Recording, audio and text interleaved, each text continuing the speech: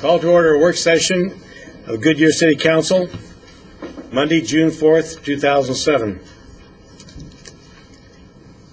One member of the council and the mayor are absent this evening, so we will continue with the remainder of us.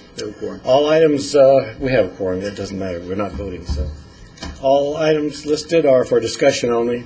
No action can or will be taken. Agenda items for discussion. Council will receive an update on the agenda manager and the new COAC Council Action Report process. And B, Council will receive an update regarding the conceptual site plans for the city, for the Goodyear Sports and Recreation Campus, including ballpark site and development complex, and no action is requested. So we'll take the first item, and we'll begin with the council action. Sean Bradford, I understand you're up.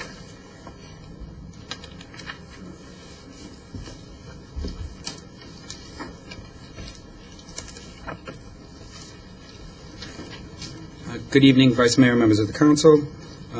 Tonight I am here to present and provide an update on some new technology that we've implemented on our staff level.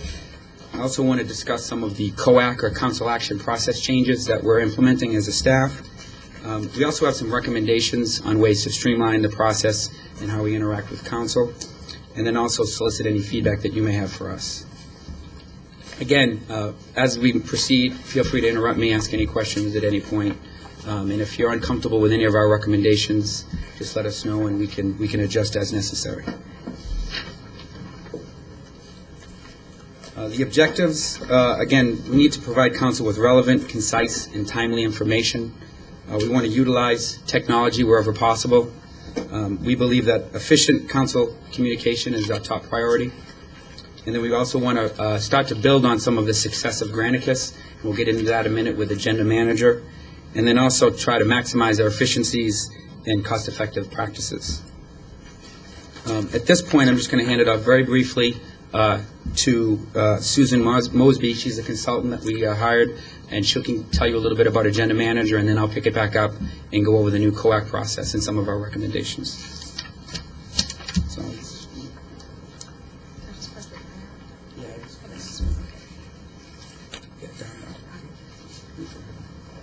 So, we really appreciate the invitation to actually see this vision come true. We've been working on it a long time with the City Clerk's office, and especially Dee Cockrum. Thank you very much for inviting us, because we don't get to see the end result a lot of times, so it's really neat. My name is Susan Mosby. This is Marta Hortel. She's going to help answer all your questions as well. So if you have any questions about the technology itself, we'd be glad to answer that.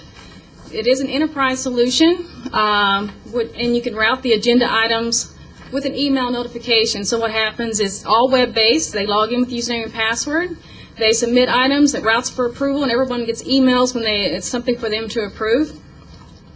And what's really nice is that the approval and the tracking process is in real time. So the minute somebody approves something, or it's they route it to someone else, someone can log in and see exactly where it's at in the process. So they're not going to someone's desk to track it down. They can see it right there online. And you can publish the agenda and all the attachments with one button, which would make it really nice as well. We really appreciate the opportunity, and the partnership and the vision of Goodyear has been really awesome, because they are the first in the state of Arizona to implement this technology. And we're going to start with the pilot in the Community Development Office on August 27th. And we expect a citywide by January 2008. And we see no issues at all in making that happen by then. And we also have now figured out how to do the electronic signature sheet as well, which is a full audit trail of all the approval processes. And we'd really like to say thank you to Dee Cockrum, Lynn Mulhall, Maureen Scott, Mary Greener, Kurt Harper, Keith Elder, Veronica, Kathy, and of course thanks to us, because we also helped a little bit. But we really appreciate all the efforts that have been put forth, and I think we're really going to like this technology that you put in place.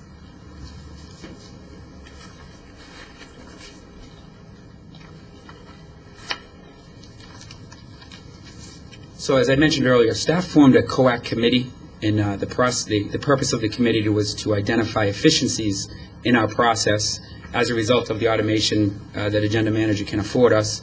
And we also wanted to improve our standardization, how we present information to council, and then also as it relates to recordation and some of the other things that we need to do on the back end after council action has been provided.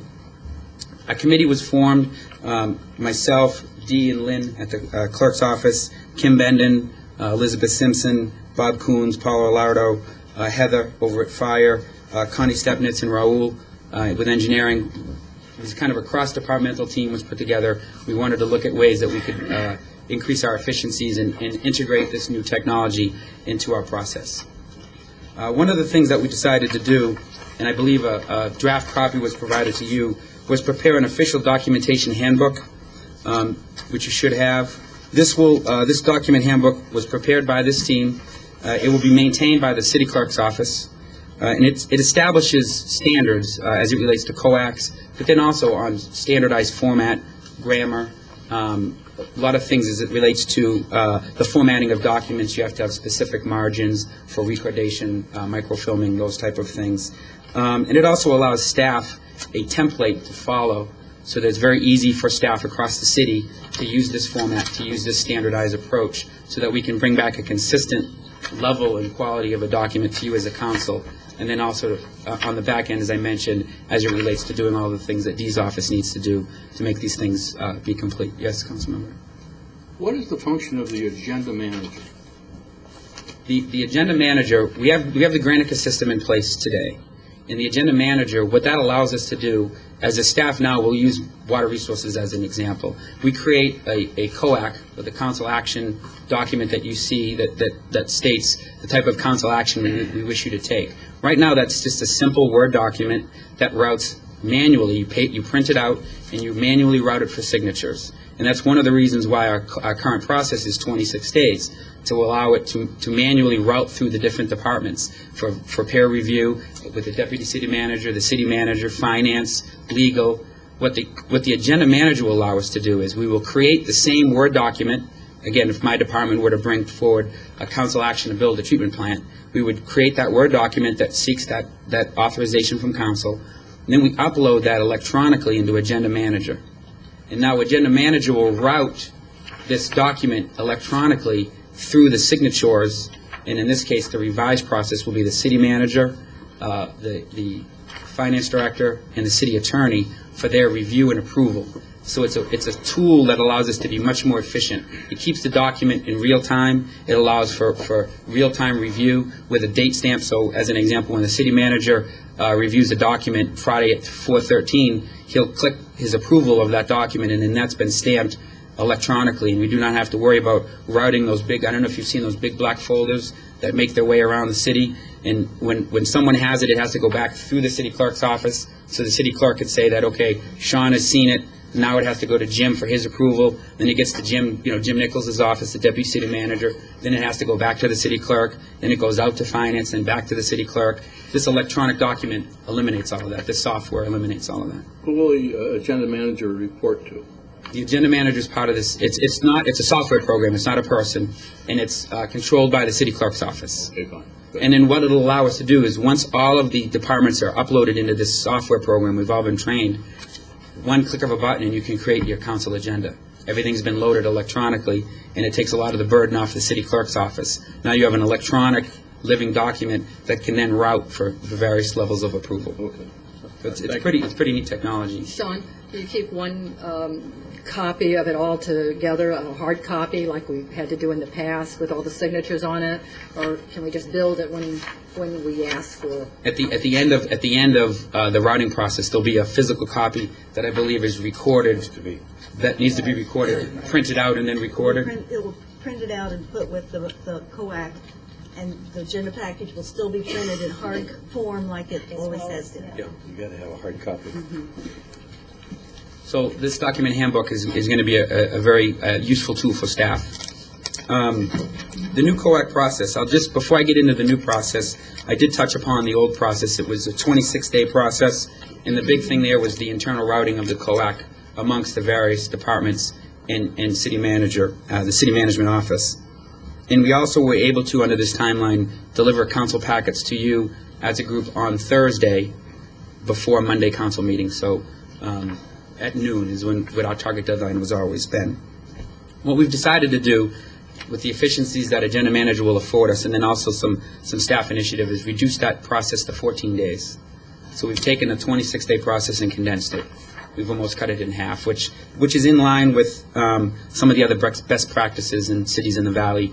Dee's office did a survey to see what other cities do, and we wanted to bring ourselves in line. We believe that the technology will allow us to do that, especially with the electronic routing. That will make it much easier for the document to pass between signature to signature. We've removed the deputy city manager from the process on the back end. What we've done is we've placed the accountability on the director level. So again, use myself as an example. If I wanted to bring forward a council action to build a water pipeline, I have to meet with Jim Nichols prior to routing and say, hey, I've got this line item in my budget. We need to get it done. It's in our CIP. It's part of our utility master plan. Get Jim's approval on that. Get his verbal approval that he understands what I'm going to be doing. And then I also have to meet with legal and finance to make sure that I've met all the procurement guidelines, and obviously with Larry that there's money in the bank to pay for this and that it's been budgeted. And then once I get that approval, then the process routes at 14 days. So I've got a signed document that's been approved, procurement's comfortable with it, legal's comfortable with it, then it goes into the system and does a 14-day routing. What will happen is the documents will be signed, virtually signed, by Larry, the finance director, city attorney, and the city manager electronically. What that will allow us to do is a few things. We'll be able to have a longer look ahead as it relates to the directors' meetings, 14-day process. A draft to council agenda will be created for staff review 13 days, so essentially the day after the deadline. That will be obviously with the caveat that once the full implementation of the training has been taken care of, so probably in January of next year, we'll be able to get that 2-week look ahead. And then that also will allow us to get the council packets to you by Wednesday, so a day earlier in the process. So that gives you a little bit more time. We know that your time is pressed. Some of these council packets can be very large, to say the least. Overwhelming. Your words, not mine. And we think trying to get that to you a little bit earlier is important.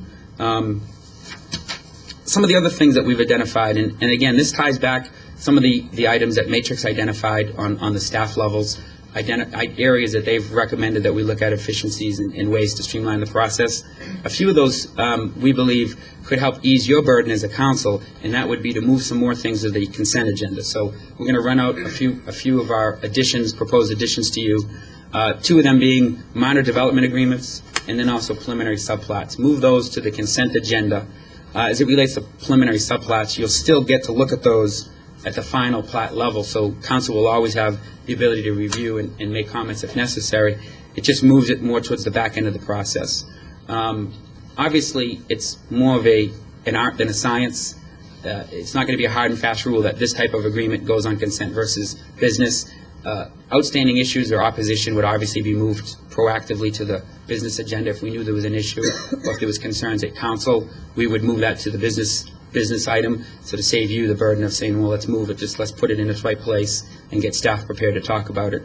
And then also, anything that has a 2/3 or less, if there was less than 2/3 approval at the P&Z level, if there was some issues at P&Z that they were a little uncomfortable with, we want to get that to you so that you can have your say. Again, it will require judgment decisions on staff's part, and we'll have to work that out with the council. There's some issues, even though they can go on consent, that you just wouldn't do. It's just not prudent. So we will use our best ability to keep those things on the business agenda, but we believe these are 2 items that we could move them to consent to help ease your burden, to help minimize the depth of those packets, and hopefully make your life a little bit easier. Another item that especially the Matrix picked up on is there's certain things that can just be approved at the P&Z level that would not need to go to council.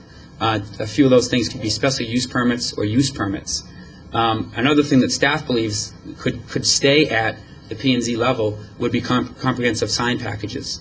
That would require amending the zoning ordinance. The current ordinances as they are read today need to go to council, so we would have to amend those ordinances if there was no opposition on council to do such a thing.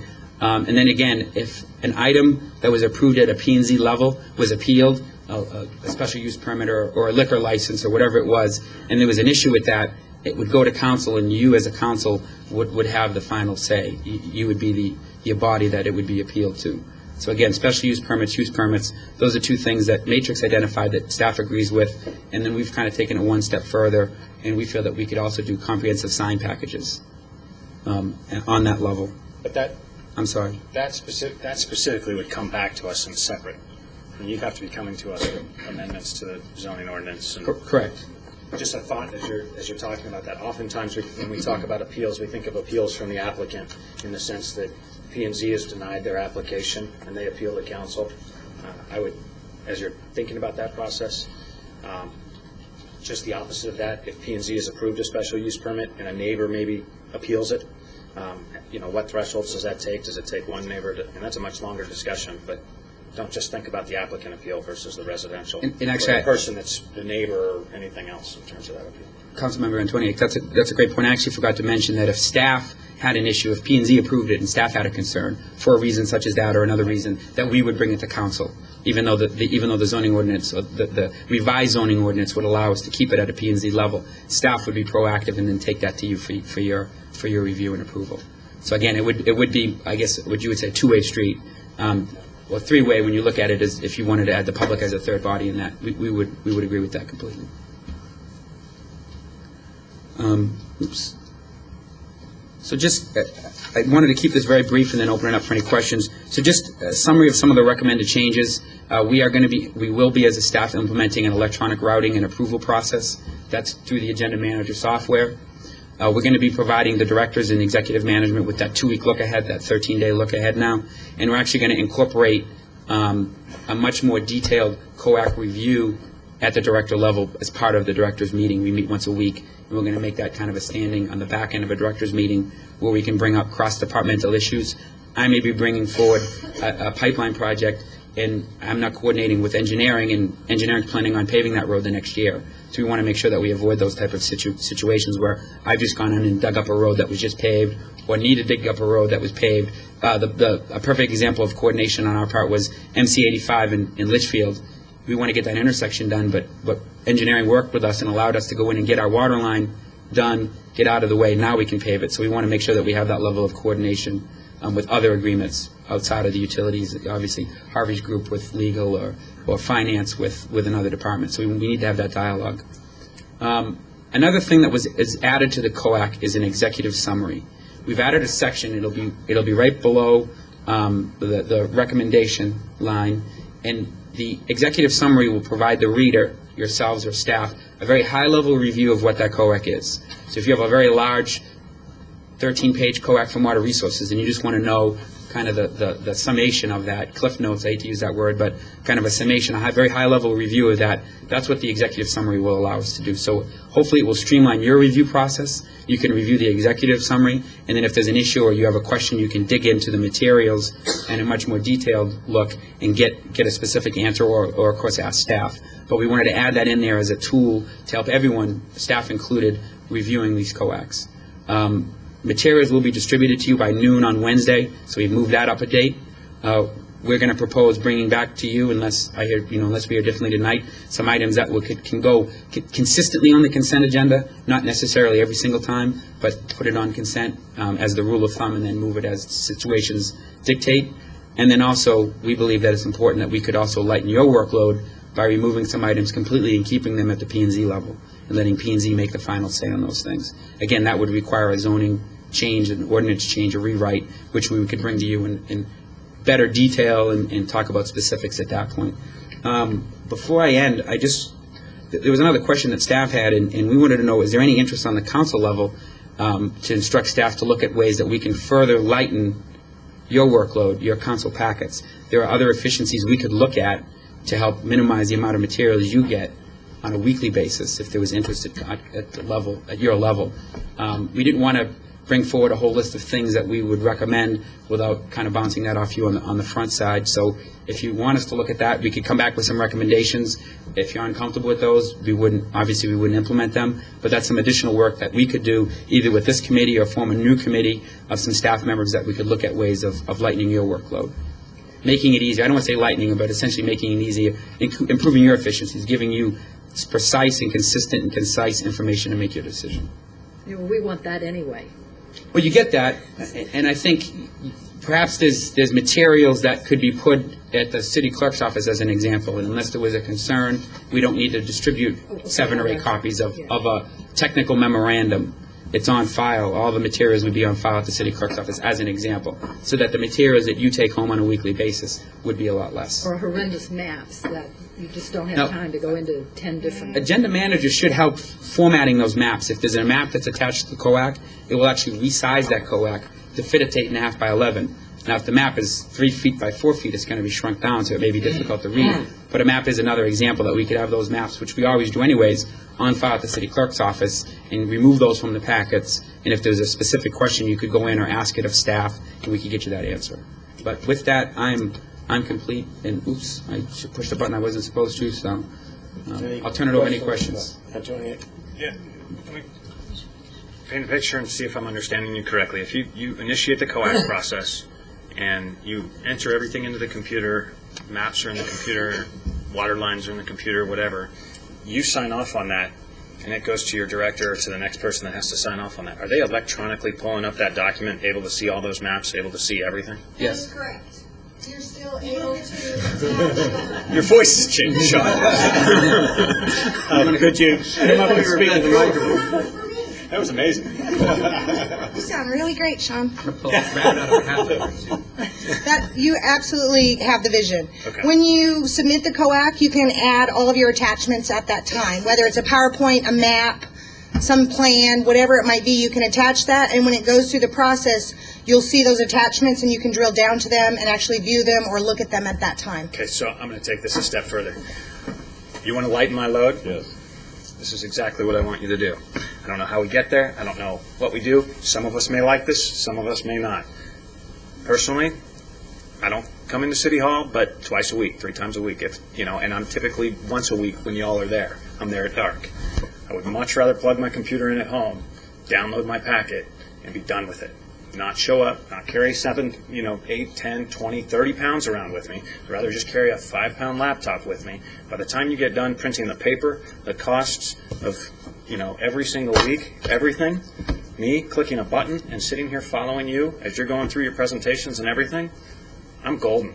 I will never complain about showing up for not having a packet at Friday at 5 or whatever ever again, if that's the case. If that capability exists, It does. do it. It does. And Let's do it. historically, what's happened is a lot of council members still want the actual packet themselves, but they can make the electronic version of that packet available to those that want it without question. And it's just a matter of us working with Dee to find out those on the list that want the packet electronically. We can make it available to you, and then the ones that still want it in paper, we can make that available to you. So we're pretty flexible in the way that you want it and how you want it, and we can deliver it in any way, shape, or form that you need. And Not only just the packet, but, not only the agenda, but all of the attachments associated with the packet and a reference point to them. We can definitely give it to you electronically with what do you call it? Thumbnails, not thumbnails, but bookmarks within the actual PDF that's delivered to you to take you directly to that section in the agenda packet. And a full search capability that's text searchable as well. It's great. Now, I guess to follow up on what Rob was talking about, it seems like that will always be available. Maybe you just send it out to us and we search it at our leisure. Is that a big deal? Well, it will always be, once it gets published, when she actually hits that button that he was talking about, the one button publishing, it will pull all of the information. Wednesday. Right, on Wednesday. When she hits that button that pulls it all together, Granicus at that point picks it up, and any one of you can have access to it at that point. You could download it ahead of time, if I'm not mistaken. Is that not correct, Dee? Once we publish it on the web. Once you publish it, that is correct. I just got to make one. Go ahead. I'm sort of old-fashioned. I like to take the packet, have the time to highlight places. Sounds like some of And us. so I'm kind of one of those. I don't mind going online if I want to pick up something, but I'm sort of the old-fashioned one. Personally, I can't sit there for hours, and it does take hours to read that COAC. And I say, like, break up my day or move around the house or put my feet up. And the ice cream.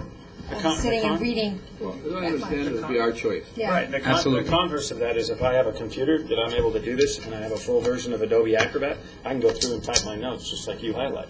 It's just, Now, you know, so. the only, I guess, I don't want to say fly in the ointment, but the only thing that I need to mention is that not all of the materials that we receive from, say, the development community Understandable. are electronic. So there may be planning reports. Now, we've, as a staff, we made the decision that we're going to start to interact with the development community and ask them to send that. They exist electronically. I mean, they would create, no one's typing these things on a typewriter anymore. So they Any one were, of my competitors in the consulting world that's doing this work nowadays can click a button and it Correct. can be PDF. We can require that of Well, people. and I think It's for not your, that hard. for a working person and for somebody It's as busy not as hard. you, I think that's required.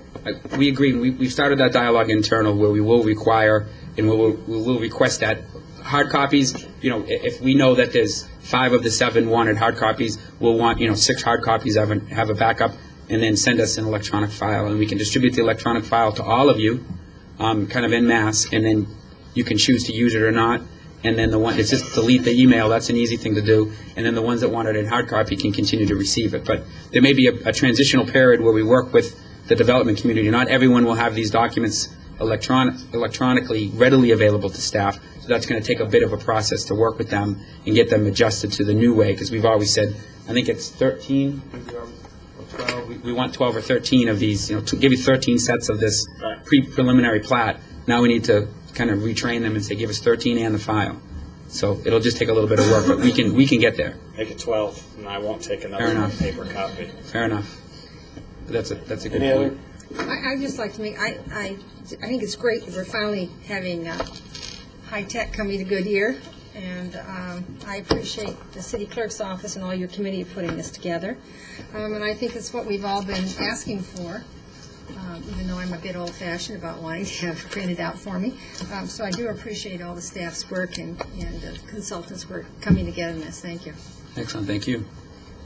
I have one question, and that's, this material is open so that anyone can access it, right? Or is it just council? No, I mean, Well, it's it's open. a- on the web. It's a public document. It's a so it'll be public on the- document, so it'll be it on can the be web. accessed by anyone. I'd like to go back to the PAD, talking about the preliminary and the final. With the preliminary being on the fast, what's it, on consent, Correct. and the final being on the regular, Consent also. and it would, pardon? Both of them would be on consent. Well, both would be on consent, because it's more important that if anything's not going to be on consent, it'd be the preliminary, so we can have a chance to work it over and talk it over in council meeting. By the time it gets to final plat, it's just to make certain that everything is done, and that's the one I would think could be on the consent agenda. We don't need that to be Staff. again, I guess I misunderstood. I thought No, one would be on the regular agenda and the other would be on the consent. I apologize if I misspoke. One of the things that staff looked at is the best practices that other cities do. And there's a lot of communities, and talking to Harvey, there's a lot of communities out there that do not bring these preliminary plats to council. They keep it at the staff and P&Z level, so you don't even see as a council a preliminary plat. And that we felt by moving it to consent, kind of taking it one step at a time, a slow migration, instead of just making Yeah, I like a drastic change, move it to consent on a regular item. Again, if there's a question or concern you have as an individual council member, you can always pull it and move it to business, and we can have that discussion. But by keeping it on consent, we can help hopefully lighten the workload and improve efficiencies across the city, and then also as it relates to But council. Sean, we may not know that there were staff and P&Z issues. I mean, you have to, and we see it on consent agenda, we think everything has been worked out and it's all okay. So you'd have to tell us something specific. If staff was uncomfortable, it would go on business. And then if the P&Z was uncomfortable, as it states at the 2/3, it would go on business. So we wouldn't keep it. If there was a contentious item, they want to build a building that just doesn't meet anyone's standard, it would go on business so that you can have your say as the governing body for the city. How would we get the minutes of the P&Z meeting? Same way? Same way. Same way. Would they be available? They'd be just uploaded onto the agenda manager. Okay, good, because that would be important here. That would be a way for us to find out. Mr. Mayor, point of clarification, and that is that the final plat is already by prior Right. council authorized. authority, we are already putting that on consent. What we are doing now is offering up to bring the preliminary plat also to that same level, as opposed to having the full discussions as you do currently. But you wouldn't lose the data behind it. I mean, you'd still, even if it was on consent, you'd still have the plat maps in there. You'd still have all the stuff. So if we did pull it up, You have to ask to pull it if we wanted If you wish, to discuss it. yes. if we wish. Just as we do Otherwise, today. P&Z is going to take care, and we know what P&Z had done with it. It's no different than what we do Yeah, today on a consent. it's just faster, more efficient. More efficient, That's the idea. Okay. Thank you, Vice Mayor. Thank you, Mr. Brown. Any other questions, Council? Thank you very much. Appreciate it, thank you. Now we'll go on to the second item. Brian Dalkey.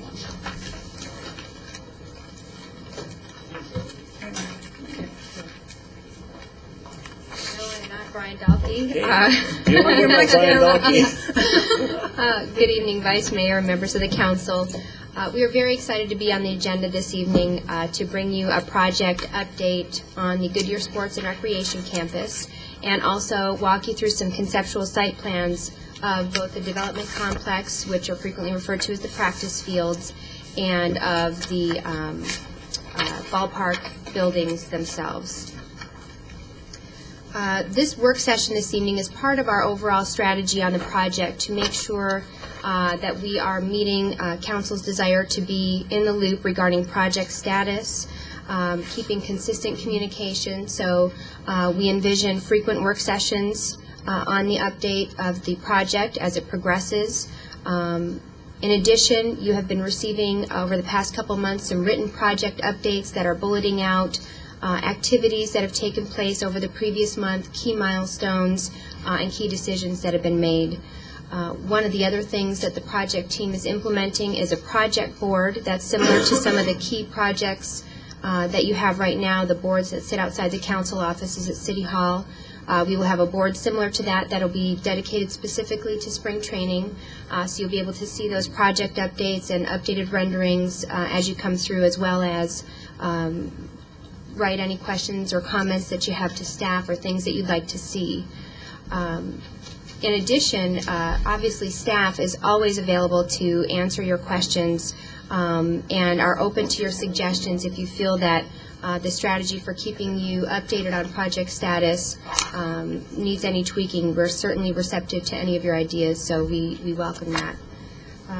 The project update that you'll see this evening and as you'll hear about is the culmination of many hours of work of various members of the project team.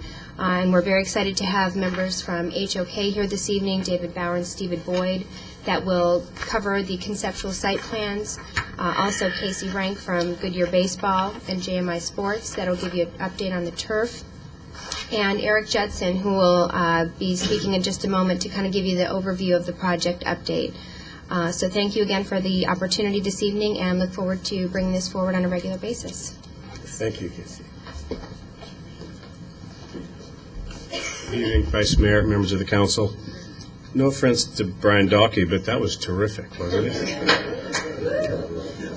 You remember Wally Pipp? You know Wally Pipp was that guy that got sick, and then Lou Gehrig played for about 20 years after that.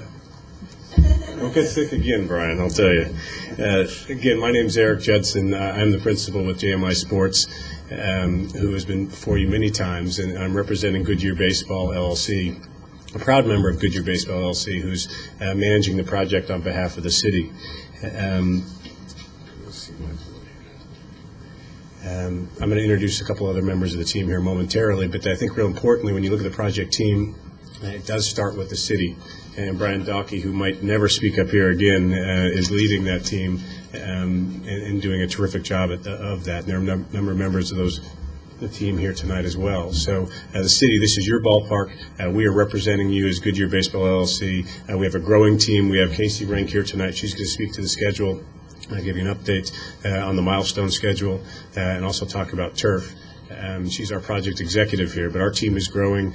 John Ruggieri is also a member of that team, as well as other members of Rose Properties. So we think that we are fully capable, and I'm looking forward to serving this project through its termination. Indians' involvement, very important.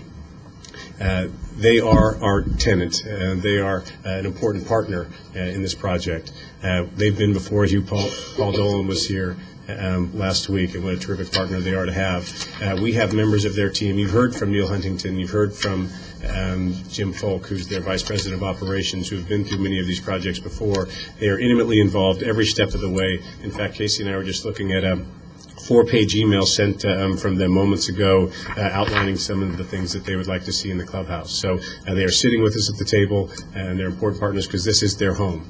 The entire project is so important. A good year, but no question about it, from a spring training standpoint, that development complex is important to them, and they're going to need to be involved every step of the way.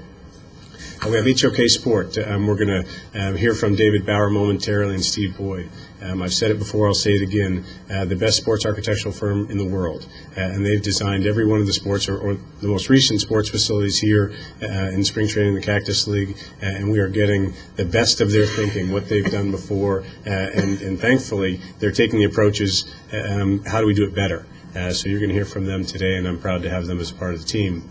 Barton Mallow is not here tonight, but Barton Mallow, as our CM at Risk team, is a very experienced team. They've been involved, again, in many of the recent projects, Cactus League projects. They are already giving a wealth of information as we're going through this process, everything from pricing to constructability to schedule. They're in all of our meetings every step of the way and providing valuable input. And ultimately, we turn this over to them. After we design it, after they establish what that budget's going to be, that GMP will be their project to meet the schedule and meet the budget that we outline for them. The last item, or last team member, I guess, is the AZSTA. Sports and Tourism Authority is a major investor in this project. They are providing a significant amount of dollars to make this project become a reality. They have identified Roger Brandecki, as they have in many other, or actually all of our other Cactus League projects and other projects they work on in the Valley, as their owner's rep. So he's invited to every one of our design meetings. We are inclusive. We want as many people at the table with great experience, but also with ownership in the project. So the STA will be there every step of the way, and if necessary, we will go to their board, we'll go to their staff to make sure we're getting the proper input and ownership in the design that we're putting forward. What's his position? Roger Brandecki is a consultant to them. I think he's essentially just a design consultant to them, but he's active in this owner's rep, if you would, position for the STA on all of the other projects, all the other Cactus League projects, and also Bank One Ballpark. So he started with a pretty big one prior to that. So he's got great experience in that regard. I'm going to turn it over to Casey Rank for a moment, again, our project executive on the project, to talk about the schedule overview and for both the ballpark and the infrastructure. Then I'll come back and talk a little bit more about design update. Hi, I'm Casey. Nice to see you all for the first time. Schedule. We're in the middle of design right now, as you can imagine. We're kind of finishing up programming, moving quickly into the schematic design phase. Our next hard deadline for design is the end of August, which is design development. And the way it usually works is you do programming, schematic design, which everyone calls SD, DD, which is design development, and then CDs, which are the construction documents. At the point when we make it to DDs at the end of August, we're going to split off, and instead of focusing parallel path between the development complex, which is the name of the part of the separate complex to the south that has all the practice fields, we're going to split off the development complex and the ballpark since they have different delivery schedules. And then we'll be working on CDs for the development complex, which has an October of '07 deadline. And then once that's complete, they can start working there, and we'll finish up the CDs for the ballpark. And that has a January of '08 deadline. For construction milestones, we're going to begin grading, obviously, before we have these CDs complete.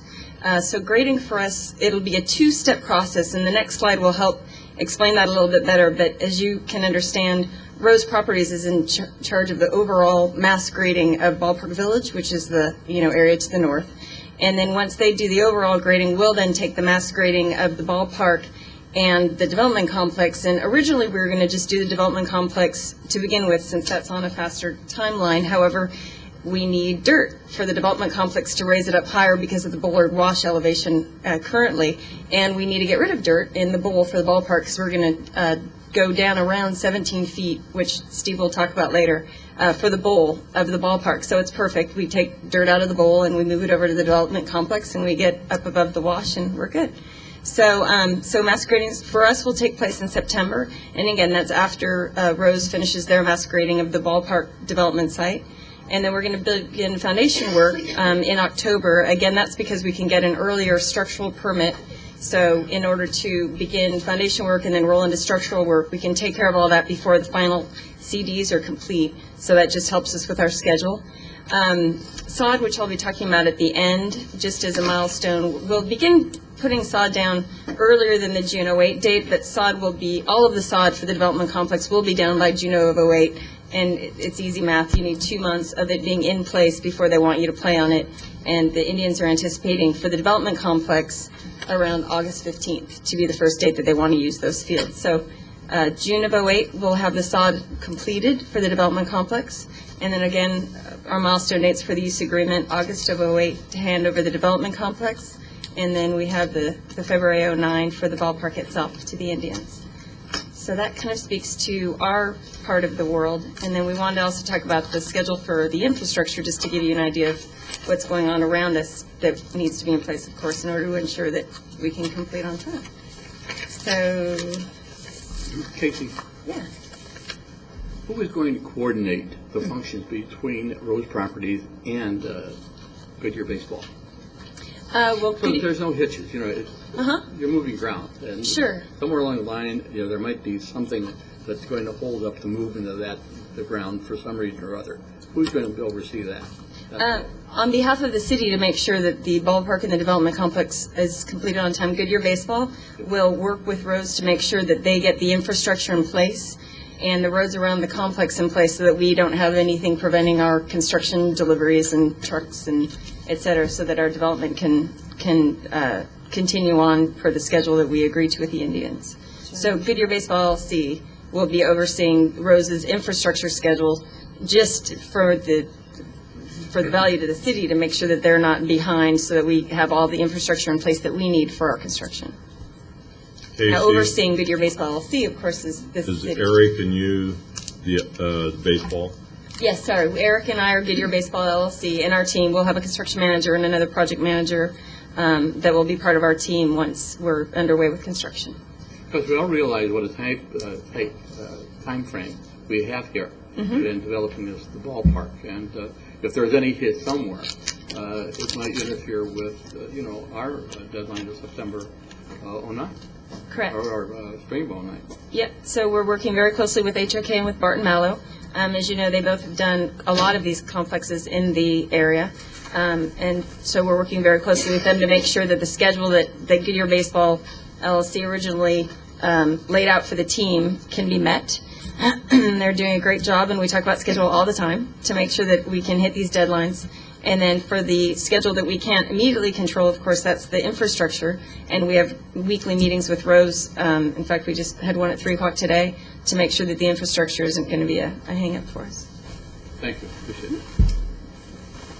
You know, I believe that project management is one of the most important functions to the success of this whole project. And I think to kind of follow what Councilman Souza was saying, that the communication is going to be so important. And it's not just between you guys, but you need to let us know if there's going to be some issue there before the public lets us know.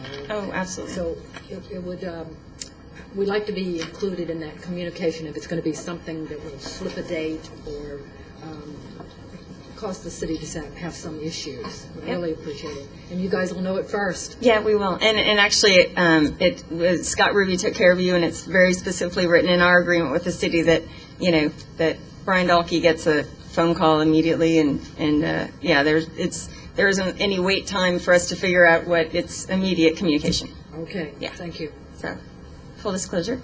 I apologize. I must have done something. Okay, infrastructure. So again, for the infrastructure, and Rose is in charge of the infrastructure that they provide for our 2 sites. So in August, they're anticipating going for their grading permit, and on the south parcel, it doesn't affect us because we're in charge of grading for the development complex. But on the north parcel, it absolutely does for Ballpark Village, since they're going to be setting the grades for all of that development around the ballpark and which will, in a sense, be the concourse for the ballpark. So we're working with their civil engineers right now to make sure that the grades that they're proposing work with the grades that we need to have access for, a tunnel for an 18-wheeler, for a musical concert, and all that good stuff. So that's an August 1 deadline for them for getting that mass grading permit so they can start mass grading in the middle of August.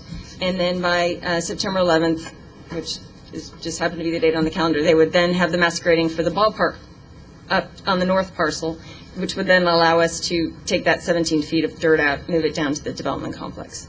They're anticipating for the access roads and the infrastructure around the development complex, again, we have that August 1 deadline, and they're easily going to make July 15th, but wanted to say July 15th just to give themselves as much time as possible.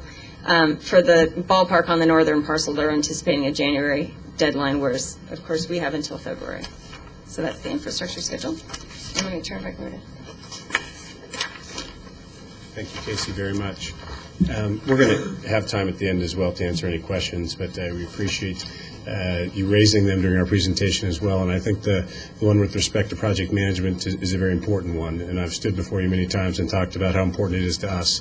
The team you have in place at the city is pretty significant. You have a number of people working on this and sitting in every one of the meetings. You've got a project management team that has a real vested interest, a real responsibility to make sure that every step of the way that you are kept abreast of all the issues. I also believe the way we've aligned all of our interests with Rose Properties, the private developer, is very appropriate and really groundbreaking in the sense that we are so aligned now that we've gotten all the agreements behind us, and we really are, walking arm in arm towards what will be the successful completion of something that has mutual benefit to all parties. So the fact that John Ruggieri is part of Goodyear Baseball was by design. I didn't want to be sitting across the table from him all the time. I wanted to be saying, partner, we've got an issue. We represent the city, and we have to live up to this agreement.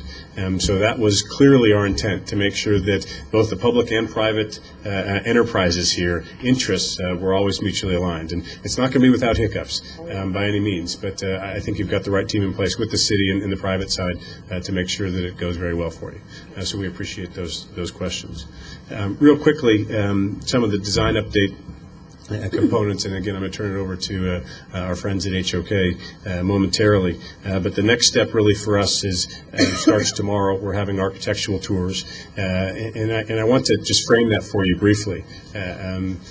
This is going to be an opportunity for you just to see some ideas. This is the very beginning of the process. We've been working hard to kind of create a template for you to study, to look at buildings, really, to look at some architectural intent and give your feedback. We want your ownership. This is your building.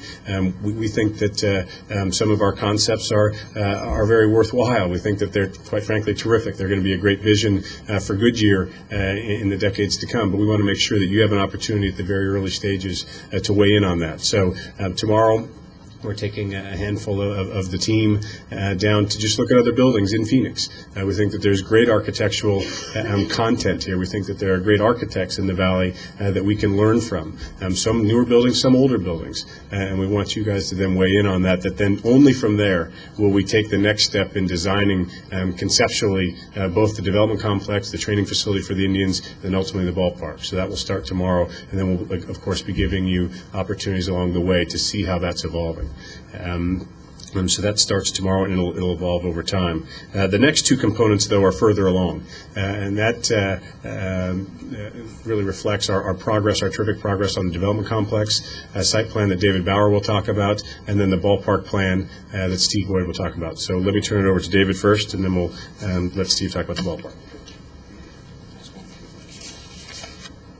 Thank you, Eric.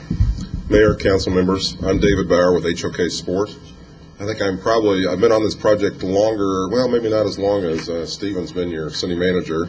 I worked with Stephen and Brian. I had dark hair, and sure enough, he had hair at the time. So anyway, enough of that. He never had hair. It didn't go. And they do banter during most of the meetings as well. They banter quite seriously amongst each other, but it keeps it live.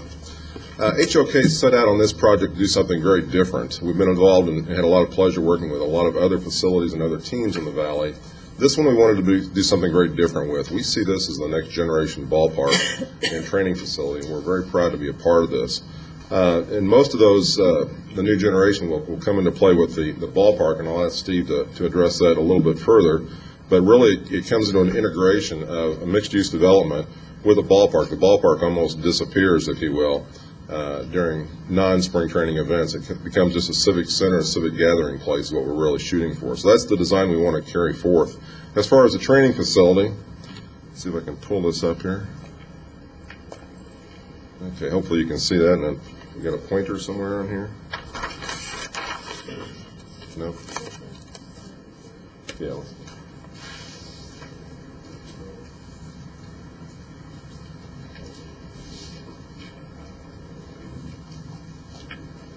It's hard to see.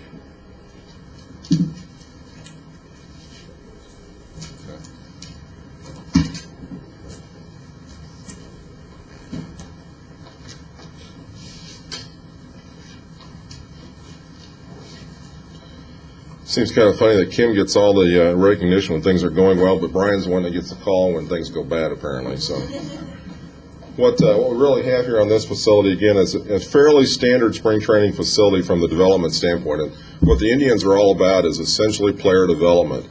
Their main focus is this facility here. They'll be here year-round practicing here in the facility. And they wanted to focus mainly on the clubhouse and training facilities themselves. This area here represents different portions of the building. It's really one building together, not one massive of individual components, but we continue to play with the grouping of that and the adjacencies. So that is still underway, and we hope to be wrapping that up very soon. At the top of the page, we've got the 2 major league fields, a half field for the major league, an agility field, and then the 4 practice facilities for the minor league. The way this will work essentially is when the team first comes in February, typically February 15th, all the players for Major League will use all of the 6 fields and a half, all their routines. And then along about mid-March, when the majors are then playing their spring training, the minor leaguers will show up. The majors then will go to the top of the sheet and only work out of these 2 fields, the half, the agility field, and the clubhouse itself. That frees up the lower 4 fields and even the area between the 2 fields here for parks and rec use, which we think is a real plus. And what we've done with that, too, is that this parking lot here actually becomes allocated to the public. So that's a real plus, and again, the majors moved to the northern portion of that. So there's been quite a contribution and a lot of negotiation between the team and the city, and I commend you for that. Another thing we've got, too, is the public will essentially park over here, and they'll enter a public area in this location here to gain access and view to the fields. That's to watch the minor leagues play there as well as the major leagues. During spring training, when the majors have moved to the top portion, citizens can come to this area and congregate in this location here to watch the 2 fields there as well. So it's really kind of an exciting plan. A lot of things are going on. Again, this is a year-round training facility for the Indians, and I will now at this point yield to Steve to present the ballpark.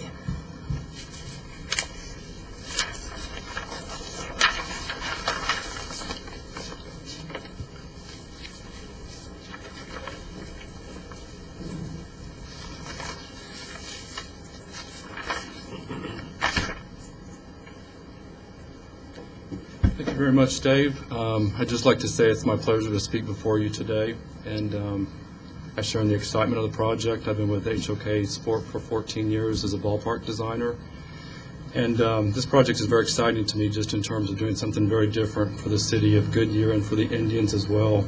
I'm taking a different approach to spring training and trying to make something very special. What I'd like to do is take you on a paper tour, if you will, of the ballpark, the conceptual plans. And I'd like to start with the clubhouse level. And just so you get a good bearing for the ballpark is composed of 3 levels: the clubhouse level, the concourse level, and then the suite level. The clubhouse level is about 17 feet below grade, just so you can get some bearing on how we're stacking up. And the concourse level will be at grade as you come in, and the suite level is stacked about 18 to 20 feet above that. So you're looking at maybe a building mass about 40 feet to the top of a parapet, plus or minus, depending on how we stack up the masses, the design aesthetic, and the actual design of the ballpark outcomes together. Let's look at the clubhouse level first. It's pretty simplistic in the terms it's where the locker rooms will be for two teams, represented by the pink spaces, and flanking those two in the purple areas are batting tunnels. And shown in orange would be a maintenance building, which would also be at field elevation about 17 feet below grade.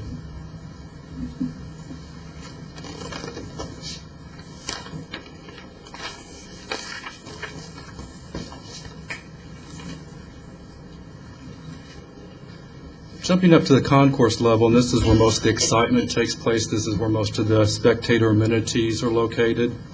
And this gives us a great picture of what's happening with this project. The shaded areas are actually private retail and office space, and nestled within this mass is going to be the ballpark.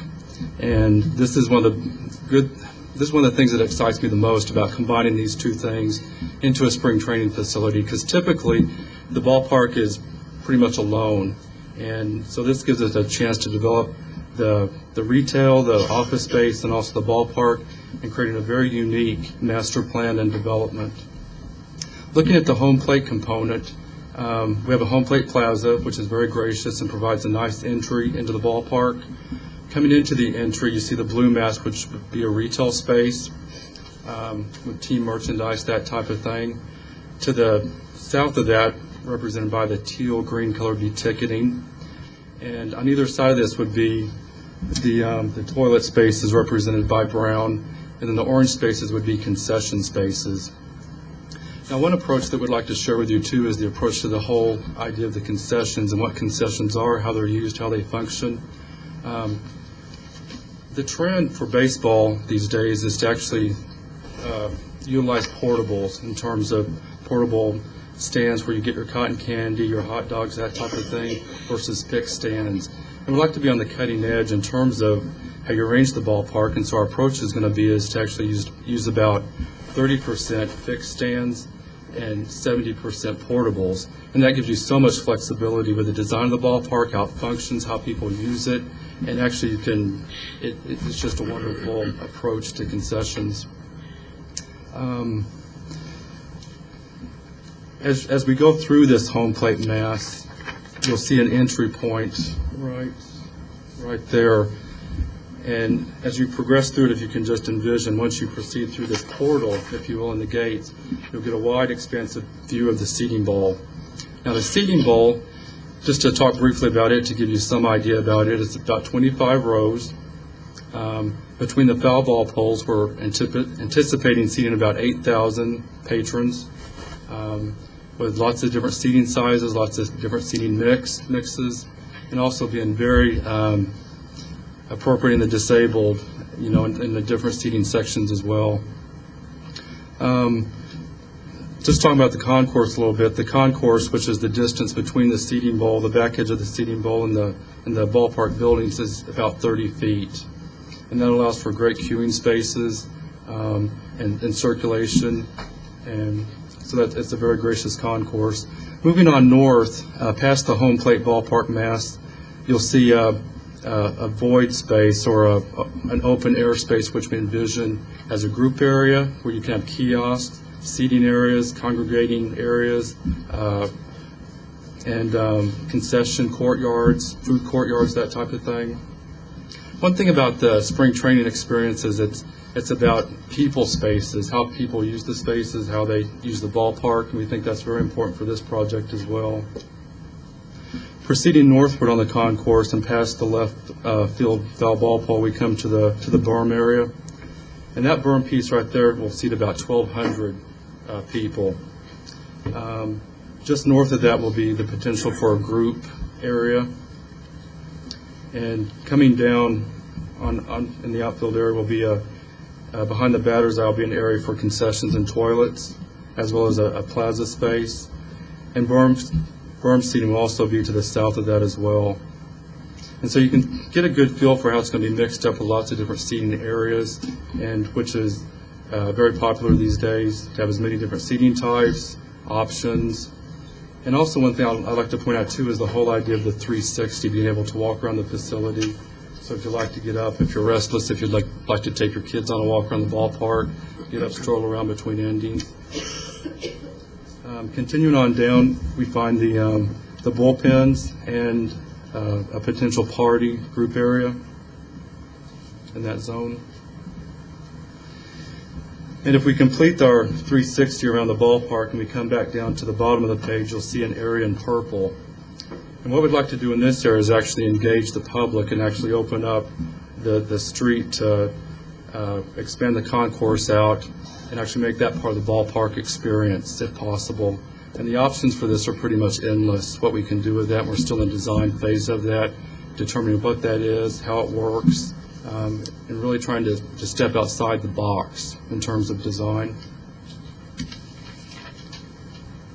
While you're there, can you show us the entry levels where the fans would enter and exit? Yes.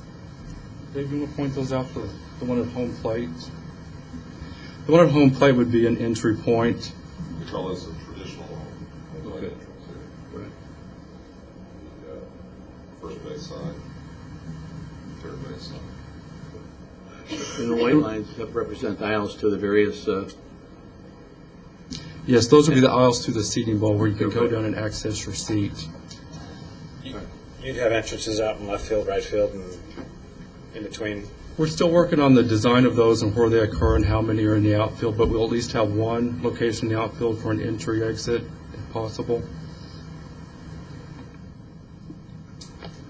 Where would the admission area, ticketed? The ticketing would be at home plate, and it's that bright teal color right there. Okay. And that'll give people a great opportunity to come up and queue for their tickets, and then once they have their ticket, they'll proceed on in through the gates at home plate. And those that are in the outer areas, they'll just have to walk all the way around the park to get there, right? Well, we're in the conceptual design phase, and we talked about that as of today, how that would work in terms of locations for tickets, how people would buy their ticket, and how they would proceed through the gates. So it's a very early stage in the design of this.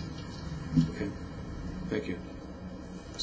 You know, along that lines, I this season went to a couple of games over at the Scottsdale facility and find that outfield entrance where you can pick up your tickets is very advantageous. It saved a lot of time, a lot of effort. And it changed my parking habit of where I parked in relation to the ball field as well. So Usually it's a good idea if you can, say for the Boromir in the outfield, to have a separate entry for that, just to expedite your entry. If you already have your ticket, you can go in, or divides up the masses, if you will. We're talking about 10,000 people. So anytime you can divide up and make it easier for people to get in, find their seat, that's the way to go. We did not include the master plan that's with this, but essentially there's a lot of parking to the north here, a lot of parking to the west as well. So we see the fans will be going this way.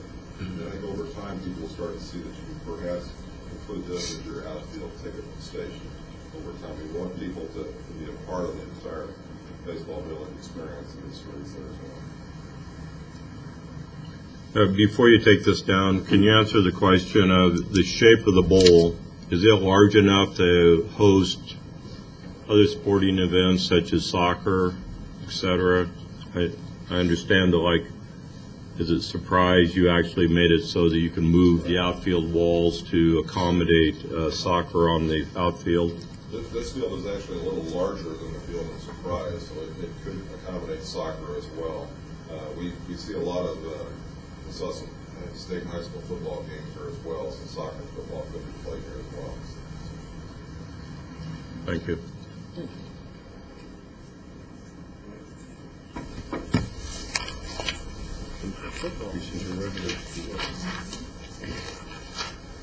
And then jumping up to the suite level, we find just that. We find 6 suites, which are shown in the orange color. And right beside that, we find the press facilities. And then completing the mass would be offices for Goodyear Baseball. And also toilets that will serve the suites as well. So that mass is a pretty simple mass. One thing about this, and you can see this on the plan, is we're still in the design phase, of course, but this is showing the suites actually cantilevering over the concourse level. So they'll provide shade and also a place of refuge for the quick rain showers that sometimes occur. And it'll be a nice feature, we think. And with that, I'll turn it back over to Case or Eric.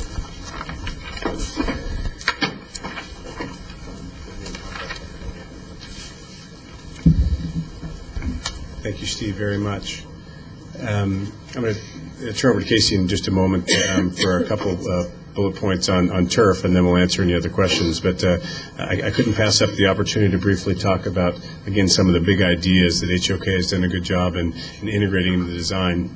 And this is a very preliminary design. These are kind of the building masses only in plan view. So they're moving around, making sure that we take into consideration circulation, sight lines, make sure we take into consideration queuing for the both restrooms and concessions. So these pieces are moving around, but they start to identify the amount of square footage we need for each of those elements. Even today, we're kind of pushing and pulling a little bit to make sure that it's the best configuration. A couple of the points I'd like to make. Again, as we talk about the integration of the ballpark into this private development, the darker shaded areas are in fact those private development parcels. So this concept of a ballpark, a park, a civic asset that has office and hotel and other components of the broader development looking in the ballpark, we think is very, very cool. But real importantly, at the pedestrian level on the street, so if you're looking at the main concourse and that pink or lavender area down at the bottom, we're talking about, we haven't worked out the details yet, how that is part of the event space. So if you've been to Utah Street, in Baltimore at Camden Yards, if you've been to Yawkey Way at Fenway, there's actually a street that's a public street during the regular days of the week. But when there are events, they shut it down for kids' play areas, other barbecues, other types of things. And all of that is the main street of this new development, that from those street areas you'll have views into the ballpark. So these open plazas on either side of the ballpark, kind of proper, are very important to have that visual connection into the playing field. So we're really looking at kind of big league baseball concepts as well as spring training concepts and integrating into this plan. And again, real importantly, finding the best way for the private development to be integrated into what we're contemplating here. So again, groundbreaking stuff, but it's not that it hasn't been done at the big league level. Now we're trying to bring it down to the minor league or the Cactus League level. And make it really a special place. But that pedestrian experience and that community asset, I think year-round will be enhanced by the streets being able to look into the ballpark. Okay, so with that, I'll turn over to Casey real quickly for a turf update, and then we'll answer any final questions. Turf is so specific that I don't think normally it would have been something that we would put on the agenda, but a few city council meetings ago, and a question came up about it, and so we recognized, well, this is a topic that everyone's kind of buzzing about, so we want to make sure that, we kept you in the know. RFPs went out last week for both a turf specialist and for a turf farm. As you probably know, there are 2 turf farms locally that grow the type of turf that the team decided that they wanted to grow at the 2 facilities, and it's a Bermuda turf, Bermuda's pretty typical for this type of climate. And there are 2 species of Bermuda that are pretty popular. One's the bullseye, and that's what the Diamondbacks use. The other one is called a Tifway 419. And Tifway 419, the local team decided, with our consultants' expertise as well, that it's a far more predictable type of turf, and it's also a lot easier to take care of. And it tends to not get as thatchy as the Bermuda. The Bullseye Bermuda was this really cool experiment that they went through to try and create like the super grass, but it turns out it can get awfully thatchy, and you have to have a lot of extra maintenance on it in order for it to play well. Tifway 419 is far more foolproof, and a lot of players prefer it. So we're going with the Tifway 419. And there are 2 firms locally, Evergreen and West Coast Turf, that both have sod farms. So the RFP is out. We'll get responses on this Friday, to find out what the bids are for those 2 turf farms. We need about 23 acres for the development complex, and we're just going out to bid for the development complex first, since we need obviously turf on that sooner than the ballpark. And we also kind of like the idea it's a carrot out there. If you do great on the development complex, then we'll let you bid on the ballpark. The turf specialist is basically there to analyze. We need to take samples of the turf, of the tissue itself, which is what they call the grass. We also need samples of the root zone mixture, which of course is the sand base below the turf. So we have an RFP out for that specialist, and he'll be on board with us hopefully, worst case by this Monday. And then we'll go out to the 2 farms and take some samples and make sure that they meet with the requirements, and then select the turf from there. The turf, there's a requirement in the RFP that it needs to be no older than 18 months old, because again, we want to make sure it's young enough but not old enough. It should be 12 months old, and so that's why we're going to grow it right now. But again, a lot of these farms already have grass that's in process, so it's not a concern of, oh, our grass won't be old enough. We just want to make sure that it's not too old, which is why we put the 18-month limit on it. So starting to grow the sawed-off site, we'll be picking it next week. We had a great conversation about irrigation, and Sean's here, and he can certainly speak more to it, but we wanted the Indians especially to buy off on being able to use some of the resources we have locally that are very green and prevalent in the vicinity right around the development complex in the ballpark. So, of course, that's the local effluent, and then you have the 2 RID sources and the Superfund source. So I don't want to pretend to be these irrigation water experts, but the bottom line is Sean's having 4 samples, one of each of those that I mentioned, sent to Nebraska to test the water with TIFWay 419, just to make sure that it's a nice mix. It's not that any of those waters would kill the grass, it's just what additional maintenance do you need to do to the grass in order to offset some of the chemical compounds in those individual waters. But the good news is the Indians were on board with all of those, and Sean brought some great samples around that everyone can smell and know that it's not going to be an issue, and you spread it on schoolyards, and he did a terrific job. So the Indians are on board. We had their head groundskeeper for Jacobs Field on the phone as well, and everyone's on board, so it's great news. So with that, unless you have any questions on turf, let me give it back to Eric. The final slide, question and answers. So that wraps up at least our presentation portion of the first of many updates for you, and we always look forward to hearing any comments you have tonight, but also recognize that whenever you have a question, we're easy to find. Get to Brian, and we can certainly respond to anything that you have in between our presentations, of course, but if you have anything for us tonight, we're happy to answer it for you. Vice Mayor. Anyone? Susan.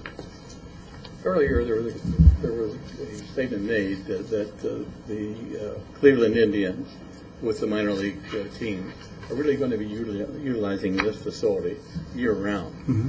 Now, what availability does that have for our Parks and Recreation then? The other board. As part of our agreement with the Indians, who very clearly, early on, talked about this facility being a year-round training facility for them. And they will probably do it to a greater extent than any other Major League Baseball club that I've been associated with. They want to have the ability year-round for their people who live in the Valley to work out in the off-season. But during the season, even after spring training is done at the beginning of April and the seasons start, they've got Rookie League, they've got Extended League, they've got Fall League, they've got a lot of people who will be playing here. So we had to, as part of our agreement, and this is very consistent with other Cactus League agreements, provide for them exclusive use areas. So their clubhouse is an exclusive use area. These 2 fields are exclusive use areas, so they have the right to use those year-round. Now, outside of spring training, we've got the cloverleaf down here that we can use for the community. Well, the rest yeah, of it. but that, when he was indicating, he was pointing to that area, that the minor league teams were going to be utilizing those fields. And that's where I picked up. Okay, I'm sorry. The minor league team only uses this cloverleaf during that spring training period. Okay, so the rest of the year, the city has access to that. And in fact, the city also has access, with the concurrence of the Indians, to use the other fields as well. And they've been very cooperative in all of our discussions. I think everyone can attest to the fact that they say, well, even on their exclusive use areas, what would work for the city? Knowing that it would be a city asset that they would be utilizing in other times as well. So from an exclusive use standpoint, it's the clubhouse and the 2 fields to the north of the parcel. The city has the cloverleaf outside of spring training. And then, of course, the ballpark's a city asset as well. Okay. Thank you. Mr. Antoniak? Yeah, just on the actual ballpark itself, not this, but the picture. I don't know if we brought this up when we talked about events, but will the concourse around be able to handle vehicles? I mean, the assumption being that, if there's events that involve actual vehicles, will they be able to move around? The concourse meaning a car show, or I know sure. when I was in Mesa and we had the GAIN event, we put fire trucks on there and that sort of thing. So just things to consider. Right. And we had this discussion today with the private development team as well. We have fixed our concourses in the main seating bowl at 30 feet. a very generous concourse. And that concourse is behind the seats to the building, either the private building or the ballpark here. So 30 feet is a very generous concourse, and we think that will be perfect for a sold-out baseball game, but also perfect for other uses during non-baseball times. 25 feet will be the concourse around the outfield. Also, plenty of width for those types of uses. And again, we think it's very conducive to that type of use because it's on the main retail center. And you just walk out on the concourse, and we think there'll be plenty of events that will be able to utilize that as an event space. I happened to have the pleasure of flipping channels this last weekend, and oh boy, Eric was on Cathedrals of the Game explaining the San Diego Padres Petco Park. And he says I he see doesn't this, have and I any see free a lot time. of It was an old, yeah. Well, I felt very bad for you to have to walk up and tell me that you watched me on TV as well. TV, although the white balance with the shine was very difficult. But I am low-hanging fruit, as I like to call it. I mean, Dave Bauer's usually our low-hanging fruit, but I'm glad you guys are able to get at me a little bit. Yeah.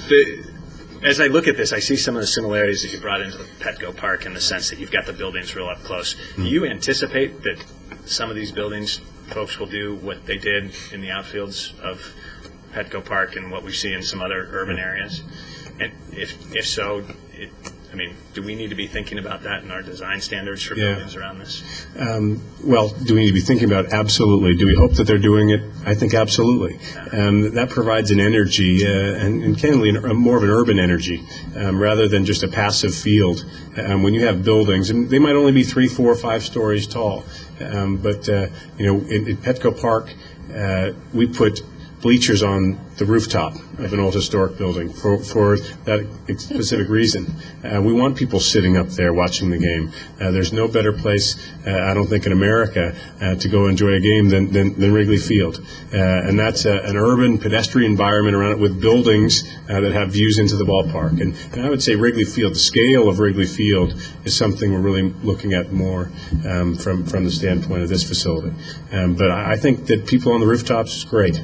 That's energy, that's excitement. That's what will make this facility a really, groundbreaking, terrific place to watch a game.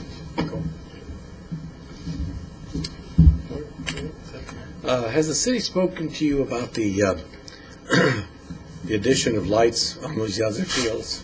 Is that being worked out? Yeah, we did speak about that today, in fact, and if the city would like to respond as well. We are through the process, Mr. Vice Mayor, as I told you last meeting, going to be providing the city, as they desire, items, cost estimates, ad alternates, as we call them, ad-alts, that the city can direct us to do. Make a determination whether or not they're willing to move forward at this point in time outside of the STA reimbursed budget. But Brian Dockey raised a very good point today, and that rather than just telling you it's either completely yes or completely no, we'll also give you other variations. Potentially, we provide all of the conduit with the electrical to support lights, and that's just one example. Right. But we'll provide you a variation of alternatives, recognizing you might not do all of it now, but you'd like the flexibility to do it in the future. Put it in later if we need. Right. Okay. But make it easy for us excuse me, make it easy for us to add on. Right. Well, the cost of conduit, say, is not at all significant if you're putting it in along with all the rest of the conduit. If you were to come back and do that, it's 10 times more expensive. So if we can do it as part of our initial conduit runs, it should be very easy and probably a solution that would be a good one for you if you didn't have the intent to add the lights initially. Okay. Thank you. Great. Yes. A couple of questions. Eric, what I heard in Mr. Antoniak's question was, will the thickness of the concourse be such that it can handle a fire truck, fully loaded ladder, whatever kind of situation? So that brings up some engineering issues and some construction issues in terms of the thickness of the of that concourse. Another one is with the closeness of the buildings, et cetera, will you still be able to accommodate fireworks at the stadium?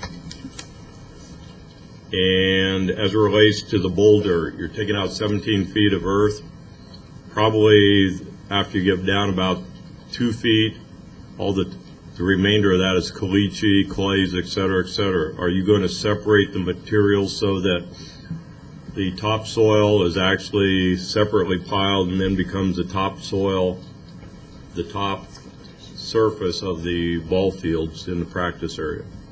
Okay, I will certainly not answer the last one. Let me address the first two, and hopefully someone else can help me with the third item.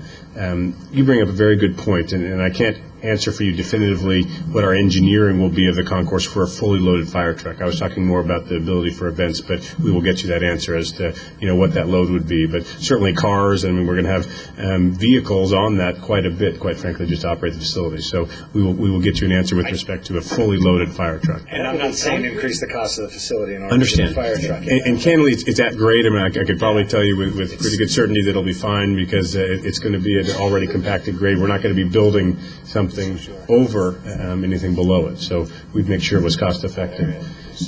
With respect to the fireworks, very good question. I think, and we'll talk about landing areas. We'll talk about the dimensions of those landing areas. My thinking has been, but I'd need to confer with the entire team, that in the July timeframe, there's probably not a lot of baseball being played, or other timeframes. I guess it would be important to study that we'd be using the outfield as an area for that landing area. But something with respect to the private development that we need to study. But again, I think this is an environment, and we shoot fireworks off at Petco Park in a much more confined space. But we'll need to study that closely and make sure that we can accommodate that. Well, and I think that brings to bear some of the agreements that we enter into with the private space. And as you were talking about the views from the rooftops, et cetera, in some circles one would say, well, shouldn't we charge a premium for the people to have a right to do that, or as part of the cost of the rent or cost of the sale of the land is you got these additional premium or benefits of views and stuff. Right. Well, I don't think there's any question that the ballpark is a catalyst. That's what we hope it is. And, we don't want to add additional barriers to, in fact, being a catalyst. We want it to facilitate it. So, you'll never be able to replace a seat behind or in the seating bowl from those other ones, but just that energy you get from people out on balconies, I think, will be real important. You actually, when you talked about the fireworks, I was thinking inside the seating bowl, which is, I think, the obvious answer. But we need to think about it in broader concentric circles as well. That's right. Beyond. I mean, you can be a couple hundred yards away if you're shooting the fireworks higher. But we'll think about that as kind of a Eric, fireworks that plan. purple area that you have, that certainly would support a fire truck with ladders and that down in the front south. Yeah. I mean, And that's the Yawkey Way, Utah Street. That is a public street Sure, that that is gets shut something down. could be shut down. Absolutely. I mean, and we've kind of envisioned, wouldn't it be great to, on display, have fire trucks out there, even as part of the ticketed environment for baseball games. It's a great way to show off the city. The fireworks issue, though, I mean, if we do end up in a situation where you have seating on top or you have balconies on top, we definitely do need to think through the stipulations of, July 4th. Let's not have a Darwin experiment and allow people up there on top of the roof. I mean, let's stipulate that, there's certain times of the year we are going to restrict access on private property. And I don't think you can, through the CC&Rs, you can certainly stipulate that. You want the seating bowl? As to the fire truck access, typically what happens on this is the firefighters, and we'll be working with your fire department on that and making sure they have full access, but typically they opt to fight the fire from the street side around and then the field side. They typically don't get up on the concourse simply from a maneuverability standpoint, again, with the other buildings close. The concourse, though, is typically designed for light truck duty, pickup truck, some equipment delivery trucks, because there will be some of that happening as well. And it's typically for car displays as well. But typically the fire department doesn't want access to that concourse. They want access to either side, and we're working with your department on that. As to excavation, Stephen, what we've seen a lot of caliche in the valley, certainly over the years, and we definitely have to split that out. We can only take a certain type of soil down to do the excavate, or to do the addition, the mass grading there. So we have to separate that out, and we'll be looking for places to put the caliche and the soils that are not suitable. But a testing process we'll have a testing engineer on board during that process to help us select the materials and make sure that we have the right materials going into place. Thank you. Any other questions? Any other comments? Yes, Mr. Gelser. Could you talk about the egress to the buildings at the concourse level to the field, whether they will have any? Egress from the private development? Yes. Or what is the ground, what Sure. is the ground floor going to look like? Are there going to be doors? Sure.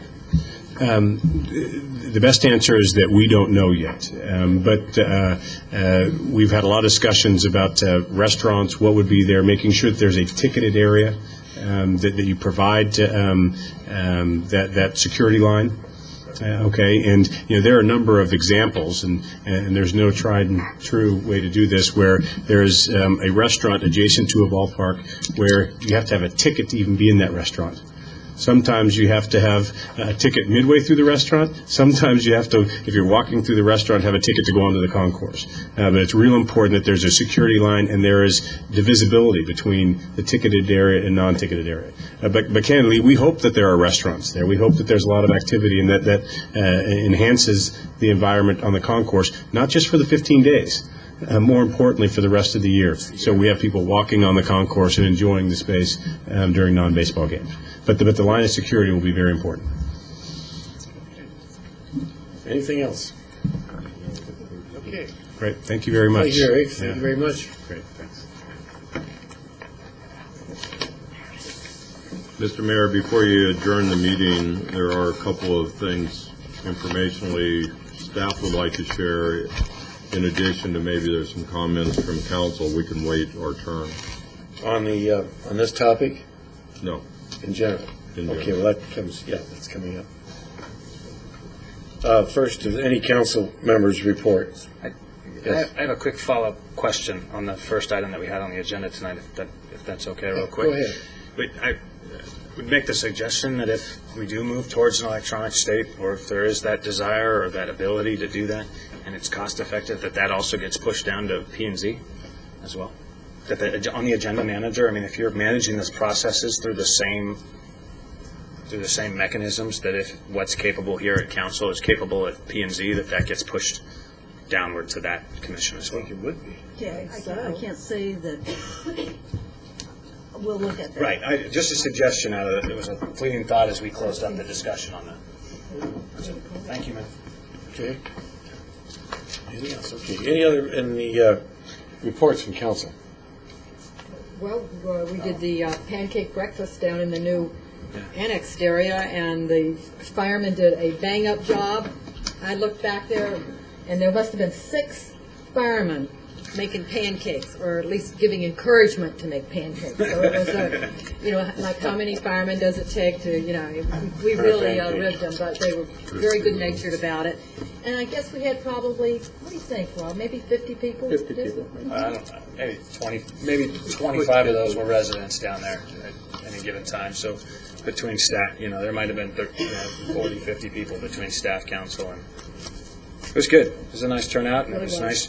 We ought to be thinking about creative ways to be doing that more often down there, and creative ways to invite our new community members in the South up here to join us. One of the recommendations that came out of that, and I know the 3 of us had discussions with folks, is public participation, and how will those 200 or so new residents participate on an evening such as this, and whether or not they might have an access, an annex, if you will, of a telephone. And we obviously have the technology. We webcast everything live. It would seem natural to me to work maybe with the school superintendent down there to have the webcast feed, that if there was a hot topic or a discussion, or just on a regular basis, if folks wanted to go to the school to view it, that they could do that, as well as participate up here during public comment periods, or public comment periods during their specific topic that's up for discussion.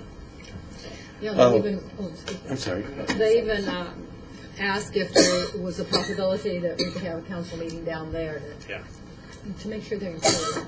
We did invite them to the inauguration this coming Monday, next meeting, and they were excited about that. I want to compliment the firemen. I think they're doing a tremendous PR relationship with the new neighbors that we have to the south. And it's just the camaraderie that they have with the people. It's just thrilling to see that interaction. My compliment to them. Just one thing, on the tour tomorrow, has all the council, we know who's going on the tour and what time, when we're meeting? Yes, we do. Okay, there's 3 of us. At 10:30, meeting, everyone was invited, correct? Okay, good. Everyone was informed. Yeah, so 10:30, meeting here over at the city offices. City council. Yeah, we'll have you home close to 2. Okay, thank you. And I thought it was at 8:30. Is it 10? Changed to 10:30? 10:30. 10:30. Yeah. Okay, so we all know that it's 10:30. That's a great question. And I think Councilmember Antoniak might join us along the way. Yeah, probably not. Okay. I thought I was going to. Everyone's, I think I'll send somebody with a digital camera. Right. I thought I was going to be able to join. We absolutely will. Yeah. And we've got images that we'll be sharing with you that we can share with people back here and provide additional input or opportunities or certainly updates. Great. How long will that tour be? Hope to have you back by around 2. 2? Yeah. Oh, okay. All right. One other thought, that as we were talking to the neighbors down there, can we make sure that they have the frequently asked questions or the handbook, the Goodyear City Handbook? Can we make sure each one of our residents down there gets mailed a copy of that? That way, if they have questions about city services, they have that. Might even be good to send a bunch of copies down to the school, so they're sitting there in the school for folks. Yes, a neighborhood guide or Goodyear guide. Yeah, that guide that I know we sent out. Yeah, Newcomer guide. Come on, let's put together. Okay, good. All right, city manager, your turn. Yes, we have 2 announcements to make. I'm first going to have Dean Kokenauer make the first one.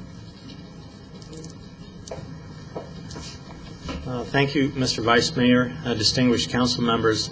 This evening, I'd like to introduce to you the risk intern for the summer.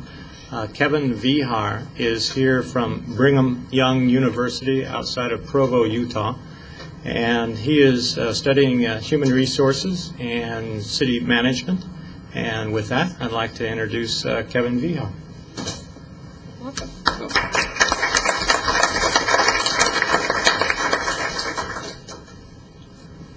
The second item I have is there's a job announcement, job opportunities for elementary school teachers, grades 3 through 8. They want certified teachers in Mobile, and I have an announcement here. So if you know of anyone that is interested, let us know, and we'll get this out to you.